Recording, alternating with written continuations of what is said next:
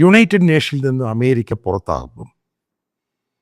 കാരണം ഇതുമായിട്ട് ബന്ധപ്പെട്ട് അമേരിക്കയിലുള്ള വലിയ പ്രഷറാണ് ട്രംപിൻ്റെ മുകളിൽ വരുന്നത്.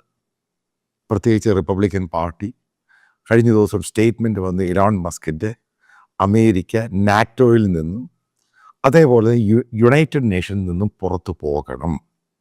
കാരണം അമേരിക്കയ്ക്ക് ഇതുകൊണ്ട് യാതൊരു പ്രയോജനവുമില്ല. അമേരിക്ക കൊടുക്കുന്ന ഹ്യൂജായിട്ടുള്ള $18 ബില്യൺ, അതുകൊണ്ട് അമേരിക്കയ്ക്കെതിരെ പണിയുന്ന ഒരു പ്രസ്താവനയായിട്ട് ലോകത്ത് യുണൈറ്റഡ് നേഷൻ മാറി.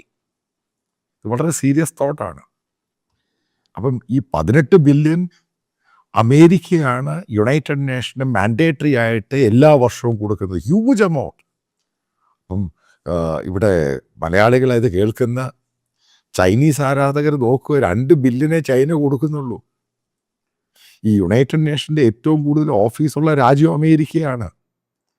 എത്രയാണ് എംപ്ലോയീസ് എന്നറിയോ?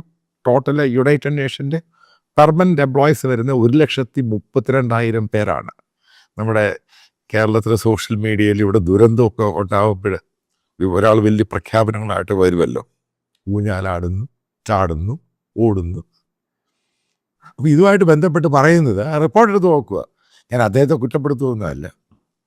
അതിനകത്ത് പറയുന്നത് കൺസ്ട്രക്റ്റീവായിട്ട് കാര്യങ്ങളൊന്നും ചെയ്യുന്നില്ല, വലിയ ശമ്പളം വാങ്ങുന്നു. എന്താണ് ഇവർ ഡെലിവർ ചെയ്യുന്നത്?